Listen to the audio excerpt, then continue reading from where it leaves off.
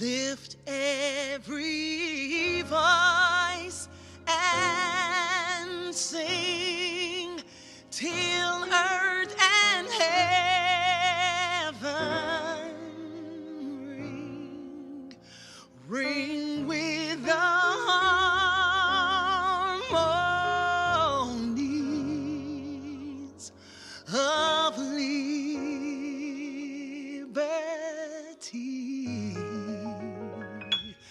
Let our rejoicing rise high as the listening skies. Let it resound loud as the rolling sea.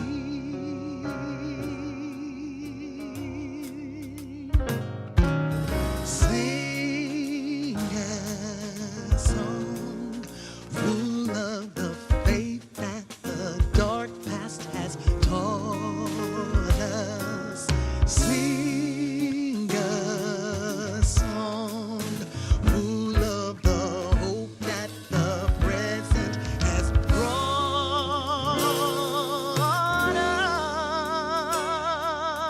us. Facing the rising sun of our new day begun. Let us march on till victory is won. Mr. Lucero.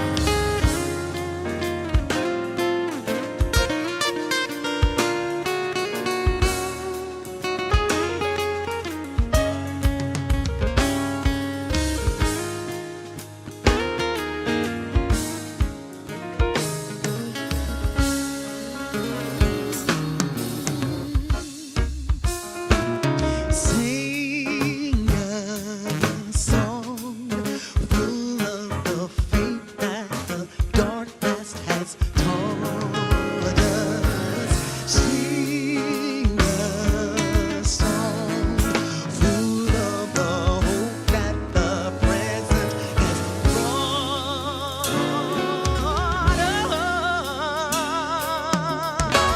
us. Facing the rising sun of our new day begun. Let us march on till victory is won.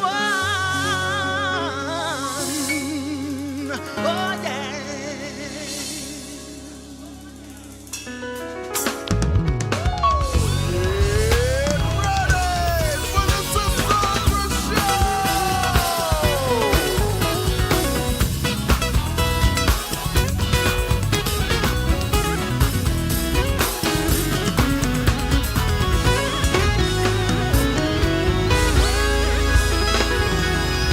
Yes! Hello, everyone. Hello, and welcome to the Sisaundra Show. Y'all, we are coming to you live. Y'all, it is the first day of Black History Yes, Month, it and we are here is. for it. Let's celebrate. Let us march on. Come on. Y'all make some noise for my band, your band, our band for the culture. Come on. Hey, we got John Parks on drums, Mr. Luke Derival on guitar, and our music director, Mr. Christopher Baptiste on keys. Guys, how y'all doing? Man, I'm good. How are you? I'm doing wonderful. How y'all? Feeling black and proud. Black and proud. Stop it. We are definitely black and we are proud, not just today, not just this month, but every day and every month, as they say 24/7. Say it live. Okay? So today's show is all about true black excellence. Yeah. Well, every day, as I said, in my eyes is. So y'all sit back, grab that bubbly beverage, and let's get this show! Hey! Let's get it started!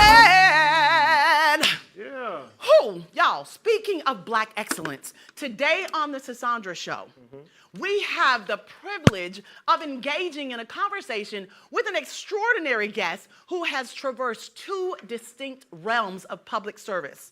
From the demanding corridors of a correctional facility to the enlightening halls of academia. Y'all, our guest, a former correctional officer turned educator, brings a unique perspective shaped by experiences that bridge the stark realities of the criminal justice system with the nurturing environment of the schooling system. Y'all, please welcome out the one and only Dr. Cheryl Lynn Thomas. Come on. Hey! Hey, hi. How you doing? Hey! You know how we do it.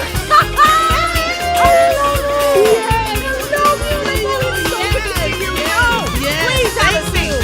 Thank you. Dear lady, Yes, ma'am. how are you? I am doing well. We Doing can well. tell you are shining bright. Whoop. I love it. So we have heard Yes. Florida is the leading state when it comes to school choice. Yes. For those who don't know, what exactly is school choice? Right. School choice is what we call in Florida, it is education without limits. And so school choice allows parents to decide where they want to educate their child. It's no more what we call zip code education. What? Yes. And is there a special way you have to sign up for this? There is. So there is funding available for all families, and that's done through Step Up for Students. Yes. They can find that information online, but they can apply for 6 different types of funding in order to help their child attend a private school. Ooh. There's also micro schools. There are homeschool co-op groups where parents can access funds to buy the materials that their children may need to be educated, such as laptops or instruments or anything that would help their child There's funding for that. receive a quality education. That's amazing. Yes. Is that yes. only in the state of Florida? So there are several states Okay, that have 'cause school we choice. wanna help everybody. Right. There are several states that have school choice, but all states don't have open enrollment. See, Florida has open enrollment.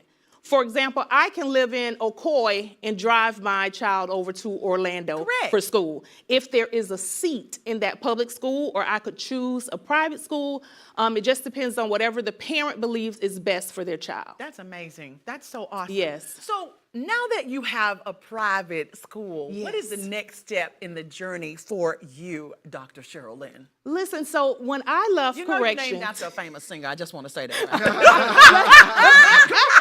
I've heard that so many I bet you have. When I left corrections and I decided that I wanted to do something to help our minority young men that I noticed in the correctional facilities that had low reading scores or low achievement Yes. scores.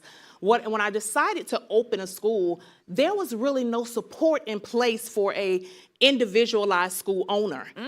And so the next step for Dr. Cheryl Lynn is I have now started the Florida School Choice Association, which has now, because so many states have school choice, become the National School Choice Association. Wow. Where we're bringing minority school owners together to collaborate and have community so that we can support one another. Wow. We have to have support. So tell us, what is the quality of education in private schools compared to public? Can you give us an idea of what that looks like, and why should we do school choice? Right. And that's a good question. A lot of parents don't understand when they make that transition, when to make it, how to make it so that it does not create learning gaps. Right. Because you move your child at the wrong time, the curriculum changes. Yes. Now we've created a gap. Yes. And so we provide knowledge for parents to help them understand how to close that learning gap when you're transitioning educational environments. Oh, that's amazing. You ask about the quality of education in private schools. I think what makes the private school education quality is when the leader of that school understand what it takes to help students or scholars achieve academic excellence. Yes. And that's not always just one test, as we have found out. It's several, right? You got to Yes. keep. Yes. Oh my goodness. So, Dr. Cheryl, what do you find to be the most challenging thing about owning your private school or any private school? Right. What I found the most challenging thing to be running a private school is funding. I was going to say that's got to be the number one. Ding, ding, ding, ding, ding. Listen, Get on, get on. listen. Come on. You know it is. Yes. Look, and you know, in the African American community, being that it's African American History Month, we're calling auntie, we're calling grandma, Yes, we're calling come mom on. and dad. Like anybody can help us with funding. Yes. And so there are organizations now that help school owners with funding to launch their school. And so I think it's important for us to have that collaboration, Yes. so this information can get out in our community. Yes, it to our is. school It owners. is. Yes. Do you think people know about this as much as we would want them to know? I don't think they understand what it really means. Exactly. I don't. I didn't understand until I got into a situation and I actually needed to utilize the choice program because my son was having challenges in one school. And so they were like, well, you can do this and do that. I was like, really? I can do that? So he went to private school. Life changed. It was a beautiful thing. It truly was. Dr. Cheryl, we have to take a short break, but we cannot wait to get back here and talk to you again. Yes. Don't y'all go Let's nowhere. do it. We have Dr. Cheryl Lynn on the Lavender Couch. What's the feel now?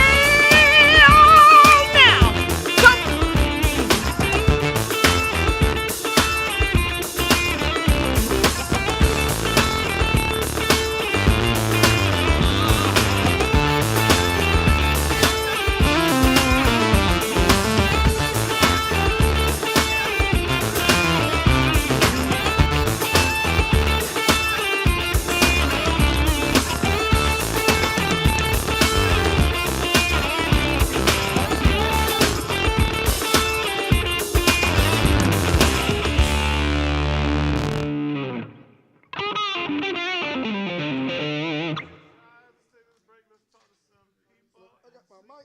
I think I'm cool. Where we at? Home, on your phone. What's happening? on What's your happening? iPads. You might be in your cars, but hey, we text and drive. So we're here today with Dr. Cheryl Lynn. She owns her own school. We're here talking about the importance of education in our community. Starting off, where's my camera? I think our camera Bring my right camera. there, up. man. Come on, I hear bring my it. ears. What So did you say today, yesterday? Bring the camera. There you go. every commercial break, bring the camera up. up. So we're starting now. So we're just talking about the importance of education with our kids' young age in our culture. Starting off Black History Month strong, as we're proud every day of every month of every year. Y'all heard a little Lift Every Voice and Sing, Black National Anthem. Sung so greatly by the Miss Sisaundra Lewis, but y'all, I was just about to say, what y'all sang know that what song? show y'all watching. Y'all know who she is. So yeah, but thank you guys for tuning in. Put in the chat where you're from, what city you're in, because we are really about to start. Just let us know. Say hey in the comments. Come on. All that. Thank you guys. Oh, we got to like and share too, please. Like, share, subscribe. All of that. Oh, and absolutely don't forget to scan that QR code at the bottom of your screen. Come on. Nah. I am a part of such an amazing team. You guys are the best Thanks so band in much, the sis. nation. Come on, we love Hello. you, sis. I love you too. Come I'll on. give you your money later. Hey, you know what? I'll pay you later. Here we go. Here we go, Dr. Cheryl.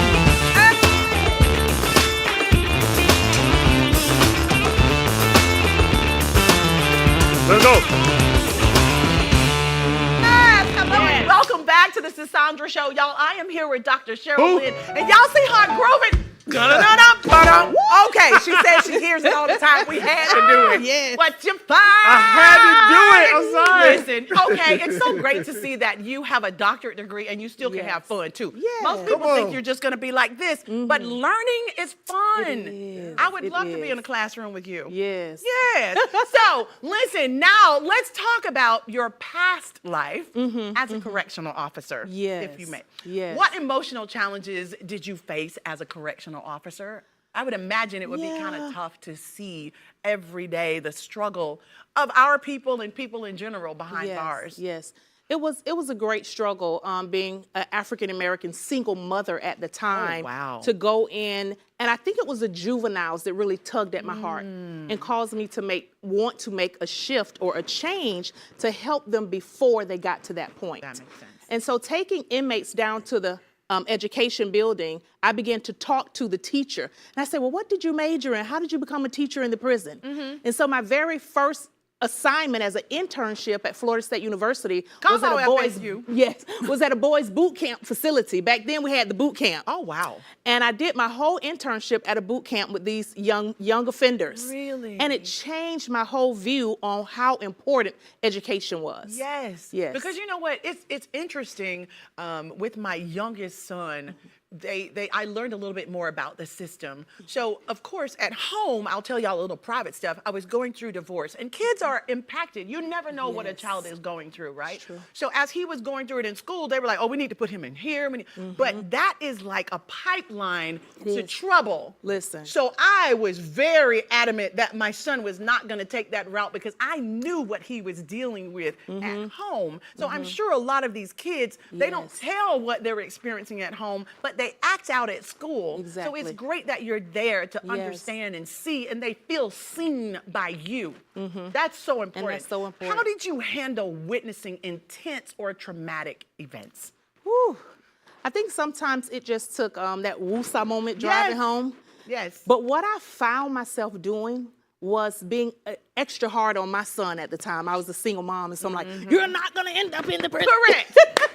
Don't we do that? So I found myself, being much harder on him than I was prior to working in the facility. Because you're trying to did. save them. You're just Yes. like, oh my God, am I missing something? Right, Am I yes. telling you the right things? So would you please share an instance, Dr. Cheryl, that had a lasting emotional impact on you and your well-being? Yes. So there was this one situation where these young boys were in a car. They were at a party, and they jumped in the car with someone's uncle, and they were riding to wherever, the store, wherever. The uncle jumps out and carjacks the car in front of them. Oh, no. And he murdered the young man that was driving that car. This was in Quincy, Florida.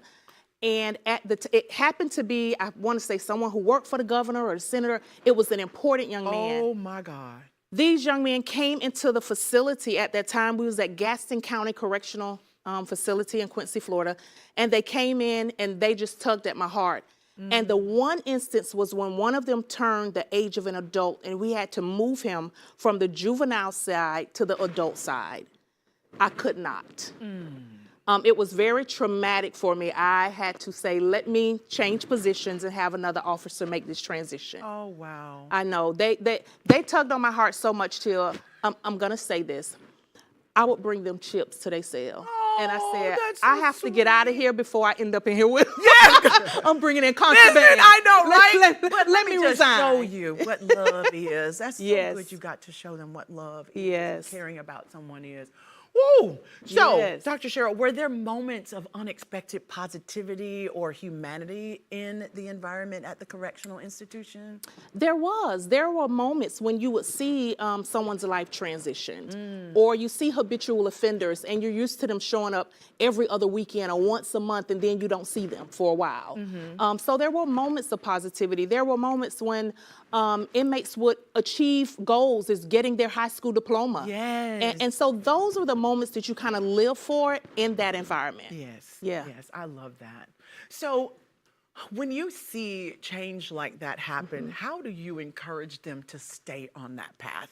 Yeah. Because the word is it's such a hard word to say, recidivism. I said it. Yes. That is such a big thing, It right? is, You yes. get them ready, get them out, and then you turn around and they're back at the door again. Right, right. So out of all the positivity and then you see them come back through the door, how do you get them ready to go back out if they have the opportunity to do so? Yeah, that's such a good question. I think what we find in corrections is a lot of times inmates, when they come outside, there's not enough, procedures and not enough programs to help them to transition to society effectively. Correct. And so they end up going back to the norm. and the norm causes them to become that habitual offender. Correct. The norm causes them to, repeat recidivism over and over again. But I think the one thing that really helps them when you speak life to them in the midst of their circumstance. Yes. So I think we have to begin to put programs in that change the mindset before they come out. Yes. Because although you're here, your mind can still set goals. You can still begin to achieve. You can still begin to dream. Those are the Yes. things that, we also incorporate at the Leadership Academy. Those are things I'm always telling school owners that you don't just want to have another school. Right. But school choice is about having unique environments. Yes. So what are you going to do to create a unique environment for the scholars that attend your school? So does your school partner with the correctional facility to be able to help these particular children when they come out? We don't partner with the corrections facilities just because of the laws in Florida with fingerprints and all those things. Interesting.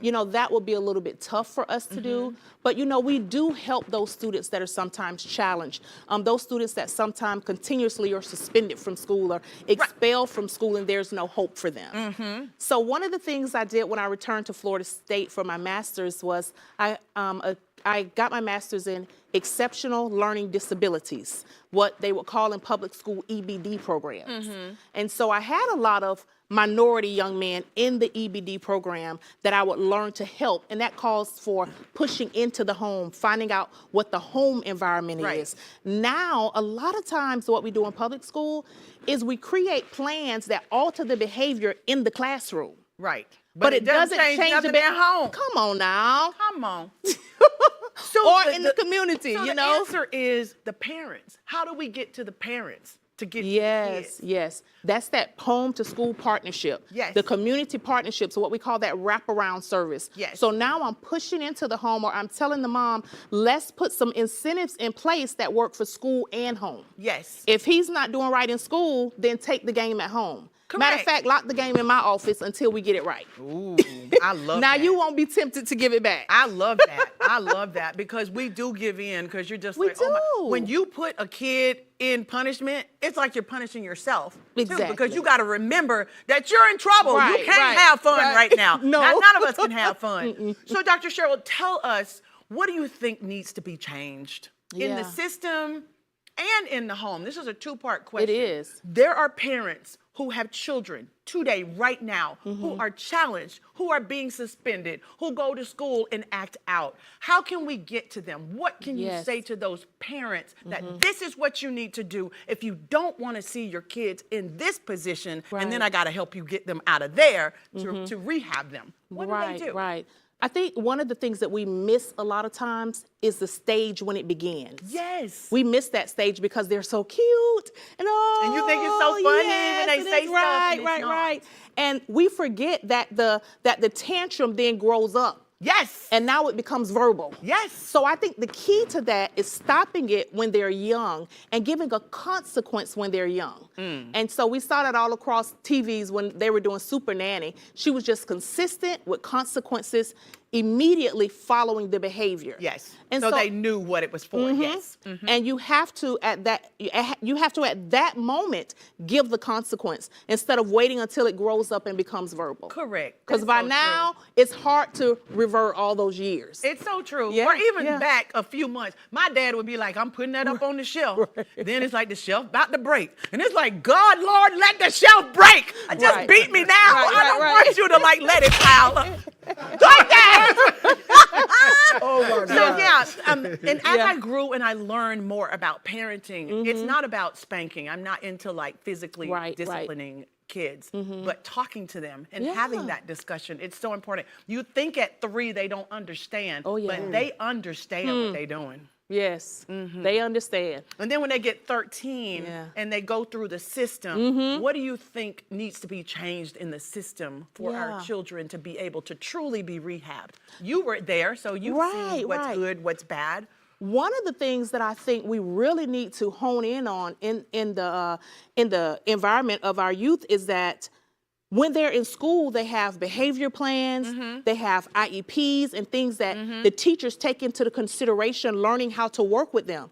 Well, you take a young juvenile and they go into the criminal justice system, no one is asking about what will work with them. No. No one wants to know what type of, positive reinforcers or anything work. They just get put in this environment Yes. and now they have to fend for themselves. Yes. I think something that we need to consider on the criminal justice side is how we handle our youth. Yes. How we handle them Yes. even in those moments.